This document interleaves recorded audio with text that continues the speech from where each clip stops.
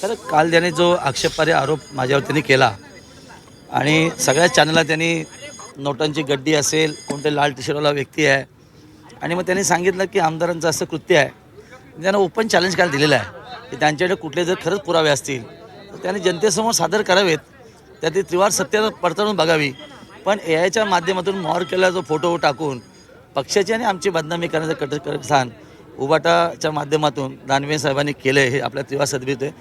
काल तर त्यांना मी सांगितलं की तुमच्याकडे आज तर पार्ट 2 त्यांनी टाकणार होते, पण पार्ट 2 त्यांचा अजून आलाच नाही आहे आणि आज त्यांनी माझं पत्र घेऊन थोडंसं घुमजाव केलेलं आहे.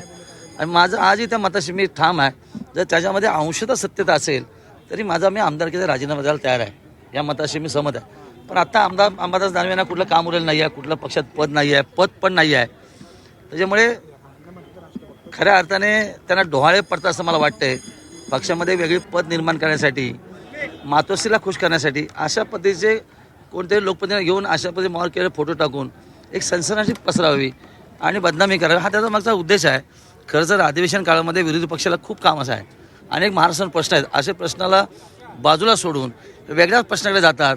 याचा अर्थ असा आहे की राजकारणाची त्यांनी प्रगल्भता हरवलेली आहे. तुमचा व्हिडिओ जो आहे तो AIच्या मार्फत बनवलेला असल्यासारखं वाटतं, कारण की तुमचा जो व्हिडिओ तुम्ही जो एक प्रचारादरम्यान व्हिडिओ बनवलेला होता त्याच्यामधला फोटो वापरून हा व्हिडिओ बनवलाय का? आता अंबादास दानवेंना तेवढाच खेळ उरला आहे. लहान पोरांचे जे खेळ आहेत, मॉल कुठलाही फोटो मॉल करून त्याच्या AIच्या माध्यमातून दाखवायचं, असा भातुकलीचा खेळ त्यांनी मांडलेला आहे. त्याच्याकडे जास्त गांभीर्याने बघणं उचित नाही. नोटीस दिली आहे, मी तुम्हाला नोटीसचं परत देतो. आम्ही 8 दिवसात नोटीस दिली आहे.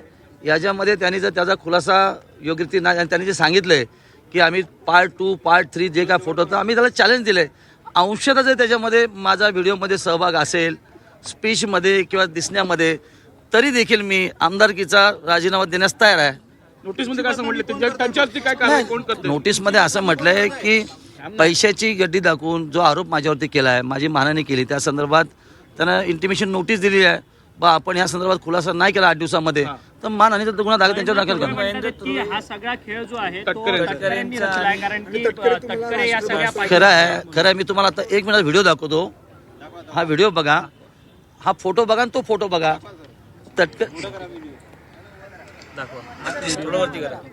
लाव रे.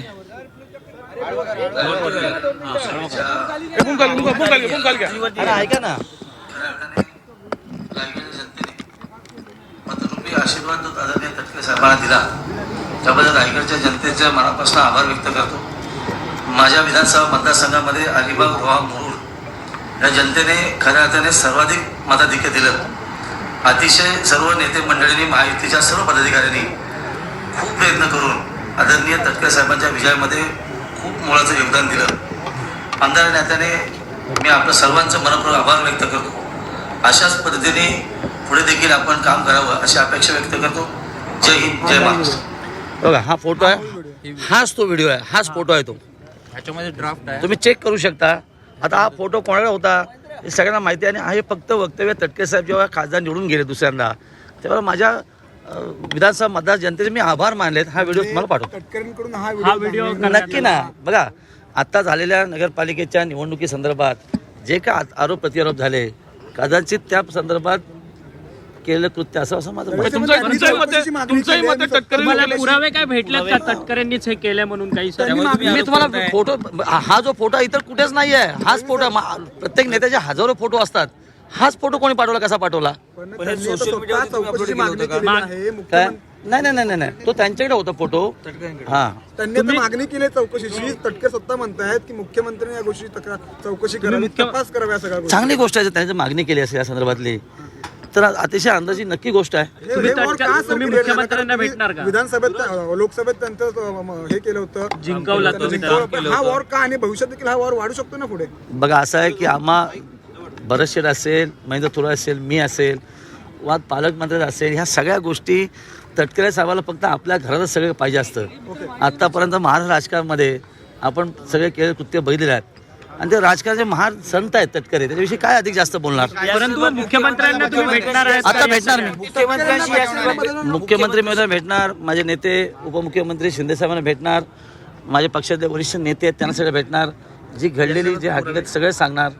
अंबादास दानवेला नोटीस दिलेली आहे. अंबादास दानवेला अजून कोणाला नोटीस नाही? नाही अंबादास दानवेला मी नोटीस दिली आहे, बाकी आधी कोणाला देणार नाही आहे. त्यांच्यातनं जे काय सत्य बाहेर येईल त्या तपासामध्ये तटकरेंचं नाव पुढे आलं, शिवसेनेची भूमिका काय असेल आणि रायगड मधल्या आमदारांची नेमकी भूमिका काय असेल? संघर्ष आमचा कायमच त्यांच्याबरोबरच आहे, कारण चुकीच्या याची बाजू आम्ही कधीच धावून धरत नाही. जे असत्य असेल त्याविरुद्ध लढणार. पालकमंत्री पदाचा हा वाद आता विकोपाला नाही रायगडचा पालकमंत्री वाद मुख्यमंत्री दोन्ही उपमुख्यमंत्री घेऊन ठरतील, त्याविषयी आम्ही कायम आहोत. तर त्याच्यातला कुठलाही आता वादविवाद नाही आहे. पण एखाद्याला आणि पक्षाला बदनाम करण्यासाठी अशा पद्धतीने षडयंत्र रचणं हे एका उच्चस्तरीय नेत्यांना शोभनीय निश्चित नाही. ओके ठीक आहे. Thank you sir. तर विधिमंडळाच्या परिसरातून महेंद्र दळवी यांनी ही प्रतिक्रिया दिलेली आहे. या संदर्भात आपण अंबादास दानवेंना नोटीस दिलेली आहे असंही त्यांनी स्पष्ट केलेलं आहे. दानवेंनी काल ट्विट केलेल्या व्हिडिओ प्रकरणामध्येच अंबादास दानवे यांना आपण नोटीस दिल्याचं दळवींनी स्पष्टपणे सांगितलेलं आहे. त्याचबरोबर त्यांनी आणखी एक व्हिडिओ दाखवलेला आहे आणि हा व्हिडिओ त्या ठिकाणी वापरलेला आहे असंही त्यांनी स्पष्टपणे सांगितलेलं आहे. आताची महत्त्वाची बातमी आपण पाहतोय. महेंद्र दळवी यांनी या संदर्भात प्रतिक्रिया दिलेली आहे आणि त्यांनी अंबादास दानवे यांना खुलं आव्हान दिलेलं आहे. जर यामध्ये अंशतःही सत्यता जर समोर आली तर मी राजकारण सोडेन, राजीनामा देईन आणि जर ते दोषी आढळले तर त्यांनी मात्र राजकारण सोडावं असं सुद्धा त्यांनी स्पष्टपणे सांगितलेलं आहे. तर हा व्हिडिओ खोटा आहे आणि माझ्या बदनामीचा प्रकार आहे आणि त्यामुळे आपण अंबादास दानवेंना कायदेशीर नोटीस दिलेली आहे असंही त्यांनी स्पष्टपणे सांगितलेलं आहे.